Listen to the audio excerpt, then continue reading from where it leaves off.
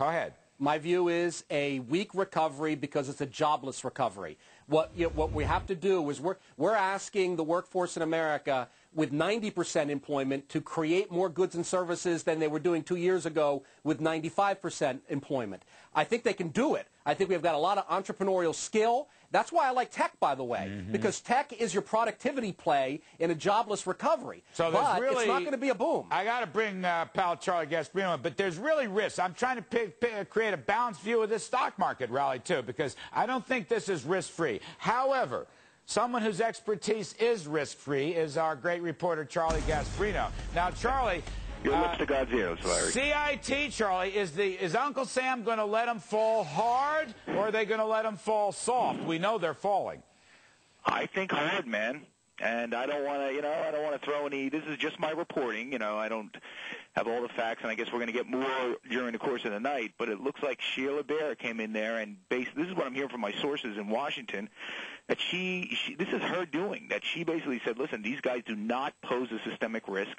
If we allow them to do the bailout as it was envisioned, the FDIC would be, CIT would be merging its bank with its holding companies. There would be a swap of assets. The bank was covered by the FDIC. She didn't like the fact that she would have extra liabilities because that's how you would do this bailout. The liabilities of the holding company get funneled down to the bank. The bank funnels up some of its deposits and good assets. It protects the holding company, right? Then they don't go out of business. In addition, it was talk about a line of credit from the Treasury. She nixed that. She for obvious reasons, right? She doesn't want to be holding some of those bad assets. That's the FDIC's responsibility because that bank is what she covers. But also she made the point, and this is key, Larry, about systemic risk, and that the TARP and all these programs should not be open to companies, banks. I mean, what does CIT do? I agree with her. I agree with her, Charlie. You got to draw the line on systemic risk.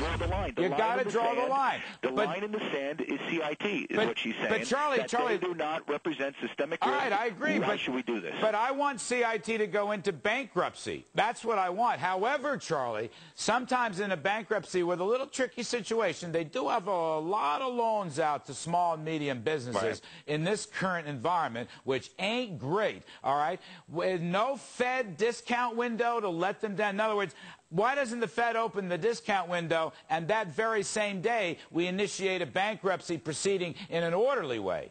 Well, that may happen. I mean, I think this is still going to play out over the night. I think what's fascinating here, Larry, is the politics and how Sheila Bair, she ruffled a lot of feathers with Citigroup, right? That was pretty interesting. Remember, she was the one who wanted what's his name? Yeah, she was going to take Pandit out. She was going to clean house. She was going to do everything to those guys. She's stomping all over Tim Geithner.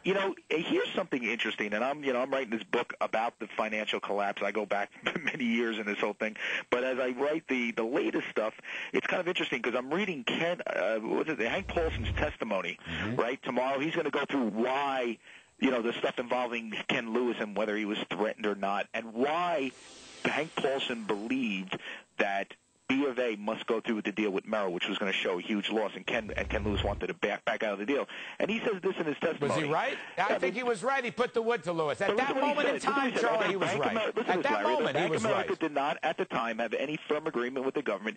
Its decision was reached against a backdrop of a clear public commitment undertaken by Ben Bernanke and Chairman Bernanke and me, dating back to at least October 14, 2008, that the government would act to prevent the failure of any systemically important financial institution.